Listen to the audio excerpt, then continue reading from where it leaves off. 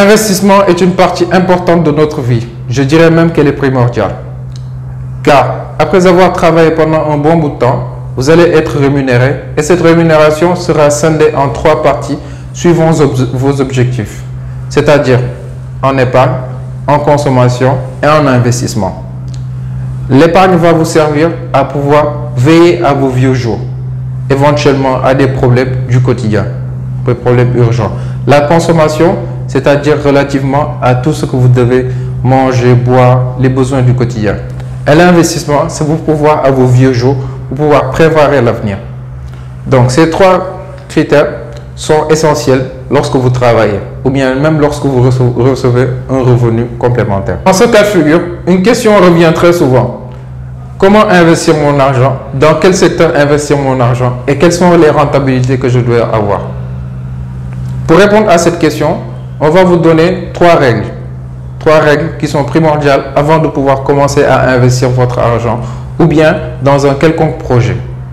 Bonjour, je suis Cheikh Tamba de la chaîne Entreprendre et Investir, une chaîne business qui va te proposer des contenus de qualité de type conseils, astuces.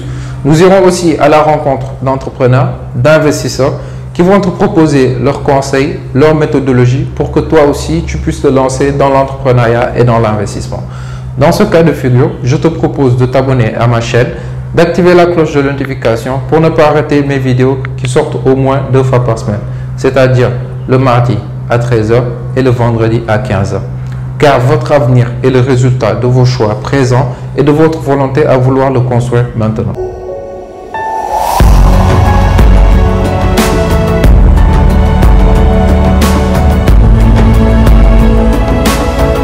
La première règle, il ne faut jamais investir votre argent dans un secteur que vous ne connaissez pas et que vous ne maîtrisez pas.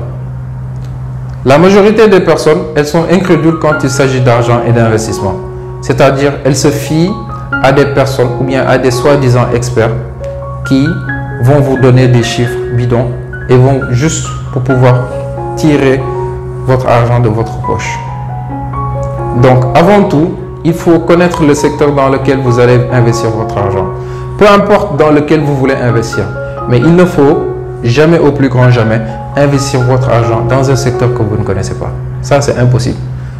Dans la majorité des cas, soit vous allez rater le projet, ou bien même pire, on va vous arnaquer. Et vous allez courir derrière cette personne-là pour ne jamais retrouver votre argent.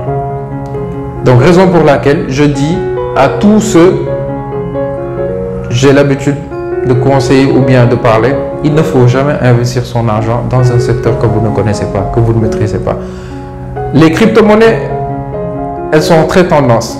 C'est l'un des investissements qui, bon, je vais dire, c'est tendance. C'est tendance parce que, bon, on entend très souvent parler de Bitcoin, de Ethereum et autres là. Donc, les gens ont plus tendance à juste suivre le mouvement. Donc, il ne faut, avant de faire quoi que ce soit, je vais vous dire une chose. Aujourd'hui, un Bitcoin, il coûte quelque chose comme 41 000 $. 32 millions et quelques. Un seul Bitcoin. Donc, pour vous dire que ce sont des investissements qui sont très volatiles. Donc, si vous investissez dans un quelconque secteur, il faut d'abord connaître ce que vous devez faire. La plupart du temps, mieux vaut commencer plutôt avec des investissements très terre à terre. Mon père a l'habitude de dire que la terre ne ment pas. La terre ne ment pas. Et nous tous, nous avons entendu cet adage-là un tout petit peu partout. Donc la terre reste pour moi le meilleur investissement que vous pouvez faire. Je vous dis bien 32 millions pour un seul Bitcoin. Et ces investissements, en général, ils sont très volatiles. C'est la bourse. Donc vous ne pourrez avoir aucun contrôle sur ce que vous investissez plutôt. Donc d'où l'importance de pouvoir connaître le secteur dans lequel vous allez investir, ne serait-ce qu'un franc. Il faut pouvoir connaître le secteur dans lequel. Mieux vaut commencer avec une toute petite exploitation. Par exemple, vous commencez avec une petite exploitation, c'est-à-dire vous vendez et vous rachetez des marchandises qui sont juste pas transformées du tout. Prenons l'exemple, vous achetez des carottes ou bien des légumes et vous les mettez sur le marché pour pouvoir les revendre. Ça, c'est un business. Au fil du temps, vous allez connaître le business, vous allez connaître le secteur et après, vous allez vous faire une notoriété. avant d'investir massivement dans ce secteur-là. Ce sont de petits exemples. Aujourd'hui, on est très pressé, mais il faut le faire. Il faut commencer petit, comme j'ai l'habitude de le dire. Il faut commencer petit et après, leverager vos business. Donc, n'investissez pas dans les secteurs que vous ne connaissez pas. La deuxième règle, tout aussi importante que la première, c'est-à-dire il ne faut jamais investir dans un business que vous ne pouvez pas contrôler. Tout à l'heure, je vous parlais du système de la bourse. C'est un système où vous n'avez aucun contrôle dans vos investissements. La fluctuation du cours, c'est-à-dire la fluctuation des prix, ne dépend pas de votre propre personne. Elle dépend surtout de l'offre et de la demande, de la quantité de personnes qui sont prêtes à acheter à ce prix-là et à celles qui sont capables de pouvoir vendre à ce prix-là. Donc, tout est volatile. Tout est volatile. Vous n'avez aucun contrôle sur quoi que ce soit quand vous investissez dans la bourse. Je parle de la bourse parce que beaucoup de gens parlent de la bourse sans pour autant connaître quoi que ce soit de la bourse. La bourse est quelque chose de très dangereux. Très dangereux si on n'est pas capable de pouvoir identifier les bons indicateurs pour pouvoir investir dedans. Donc, avant d'investir dans quoi que ce soit, il faut d'abord connaître le secteur et surtout essayer d'avoir le contrôle dans vos investissements. Moi, je suis investisseur dans l'agriculture et surtout dans tout ce qui est business digital. Ça, vous avez des contrôles. Ça, vous pouvez... Aujourd'hui, si vous avez un client, vous pouvez lui parler. Si vous avez un prospect, vous pouvez le suivre pour pouvoir le transformer en client. Si vous avez quoi que ce soit, un contrat, si vous avez, disons, une commande, vous pouvez tout maîtriser de A à la Z sur toute la chaîne de valeur. Vous avez un contrôle total sur tout ça. Ça, ce sont des business sur lesquels vous devez impérativement miser. Le digital, je le disais très souvent, c'est un secteur d'activité. Je te mettrai le lien ici. J'en ai déjà fait une vidéo. C'est un secteur qui est pourvoyeur d'emploi. Donc, il ne faut pas simplement s'asseoir sur son canapé, regarder des films à longueur de journée. Non, utilisez le digital à votre avantage.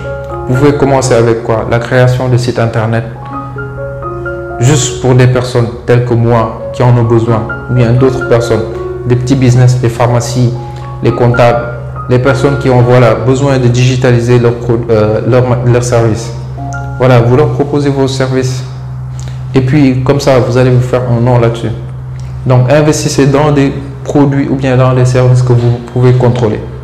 Si vous n'avez pas de contrôle de quoi que ce soit, prenons l'exemple.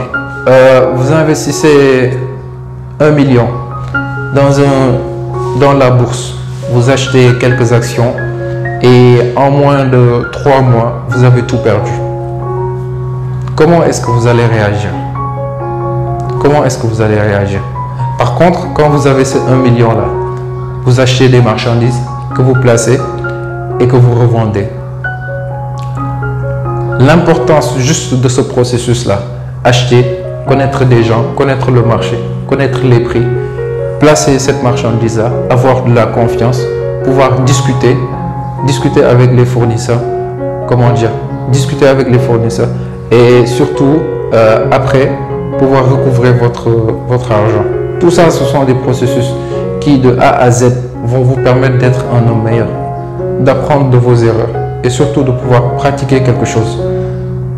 Parce que si vous ne pratiquez pas une activité ou bien quoi que ce soit, vous ne pouvez pas la maîtriser. Vous ne pouvez pas la maîtriser. Encore moins être le leader dans ce secteur-là. Donc le plus important, c'est quoi? D'investir dans un secteur que vous connaissez. Deuxièmement, de pouvoir réellement avoir un contrôle sur ce business que vous allez lancer là. Sinon, ça ne sert à rien du tout. Ça ne sert à rien. Vous allez juste jeter votre argent par la fenêtre. Troisième et dernière chose, de plus importante pour moi. Pour moi, c'est la chose la plus importante. Apprendre, se former et continuer à apprendre. La formation, elle est primordiale dans n'importe quoi. Dans n'importe quel secteur que vous... Dans tout ce que vous voulez.